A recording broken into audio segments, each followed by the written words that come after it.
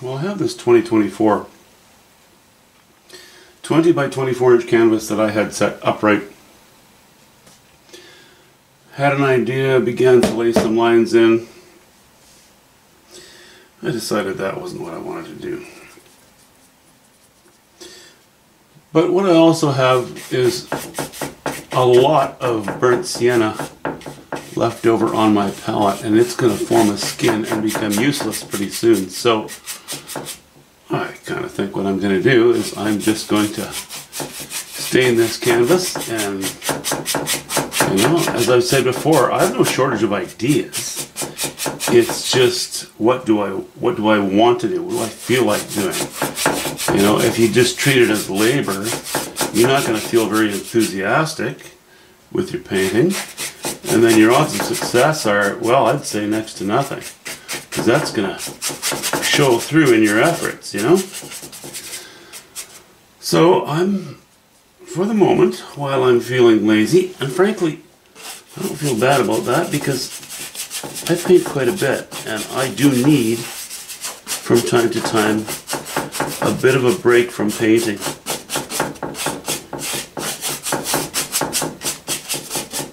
And I don't need subject matter. What I need, I think, is to get out a little bit. But our weather's been terrible. I know when I get out, I just get energized. It's the feel of the cold, of the wind, you know, and the bugs. Well, there's no bugs around right now, but it's just being out in nature. It just changes everything for me. It gives me sort of well, it charges my battery. And again, I don't mean for ideas. I mean just, it seems to renew my need to paint something. So, for the sake of not wasting paint, that's what I'm going to do. I'm going to use this pile of burnt sienna and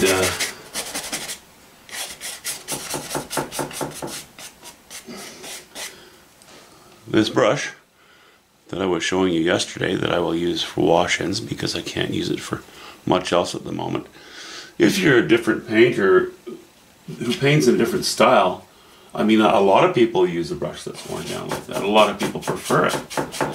I like it just a little bit newer than that. And everybody has their own preference. So I'm just going to play with this for now. Get this covered, let it dry. And I don't know, maybe I'll take a drive tomorrow or something. We'll see how it goes.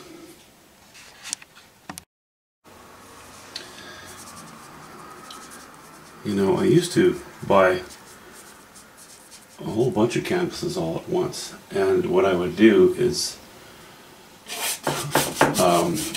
wait for a good day and take them outside and not play with a little brush like this, but go buy a 2 or a 3 inch brush and stain a whole bunch of them all at once, because I know roughly what works for me is regarding my staining, or my tinting, I guess, rather, of canvases. So I would just, you know, sort of get that job done, so to speak.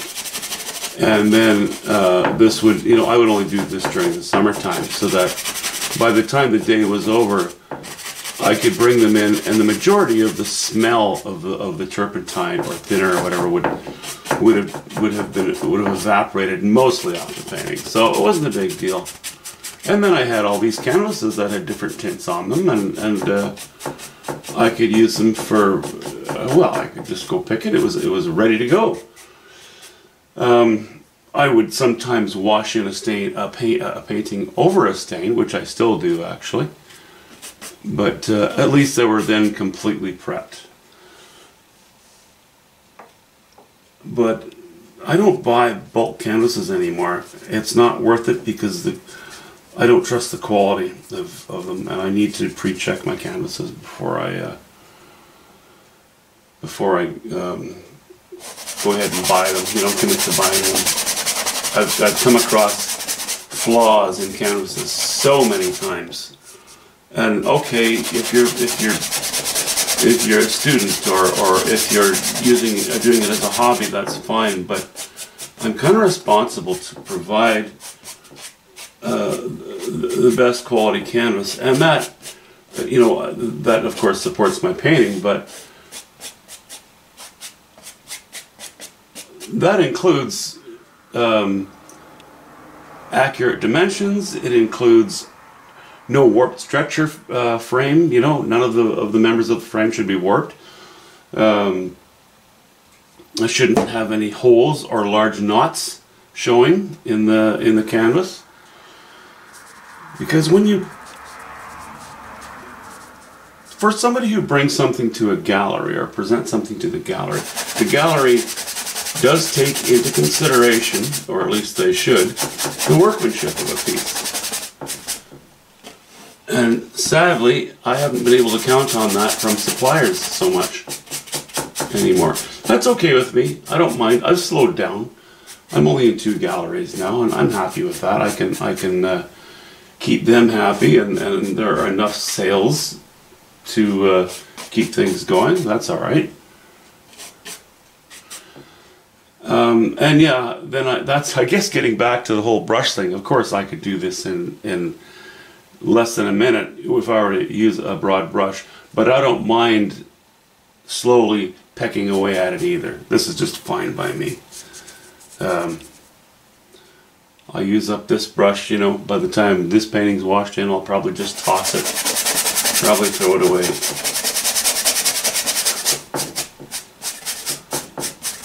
It's winter now. I know I've done a video before when I bought a bunch of panels, and I did stain them all that day, but right now we'll just stick with this. This is just fine. I kind of enjoy it. It gives me time to ponder and time to think and decide what's next. You know, if I decide, when I do stain larger canvases, obviously I don't want to use a little brush like this. So, you know, again, I really only go no larger than a 2-inch, maybe 3-inch, to stain or tint a larger canvas. And I have used foam brushes too, because, well, they're really cheap. And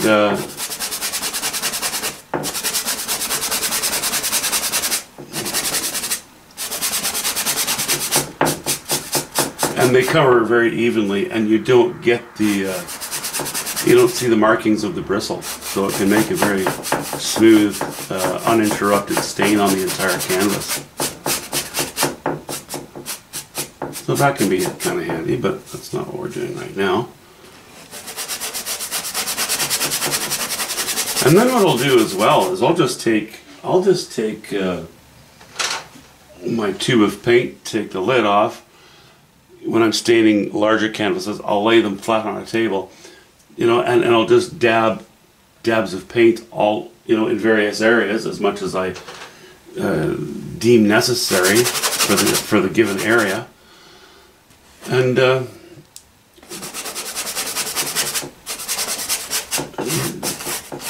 pour a little bit of turpentine on there and just start smearing things around. So I'm really mixing it right on the canvas.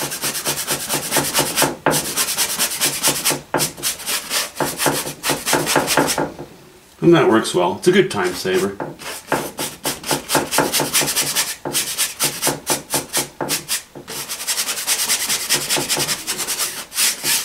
Okay, that's pretty good. I try to, you know, regardless of what tool I use for staining a canvas, or tinting a canvas, I try to keep the brush strokes unidirectional. You know, I don't want to go all over the place. That's your personal choice, but for me, I generally, now of course there are times I don't worry about it, but generally I don't like to go all over the place, because then when I revisit the painting, there's already a scene that can be hinted, so you're almost hinting at shapes when you do that. And I suppose it could be a benefit in some cases, But as a rule, I like to stay away from it. I prefer that what the mood that the mood I'm in, or a particular scene that I'd like to paint, dictate what goes on the canvas, as opposed to looking at the shapes that are already on there and trying to develop them. And if you have something in mind and you already have these suggested, even vaguely suggested shapes on your canvas, they will interfere with your thinking process when you're trying to compose something.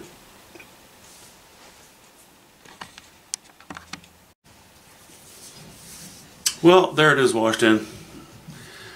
It's been pretty rainy lately, but I think what I'd like to do is, if the weather permits, I'll go to the river tomorrow, down to the Fraser River. I live not far from it, and maybe I'll take a sketch pad with me. And if I see something I like, I'll just do a quick line drawing of it,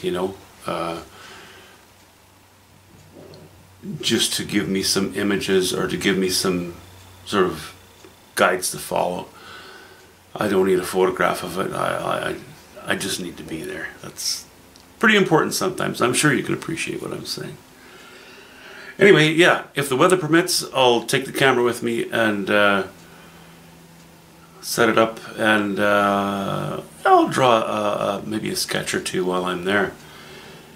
And if it's raining really hard, then I'll probably just have to wait until we get back here, and I'll put it onto this canvas, if that's how things work out.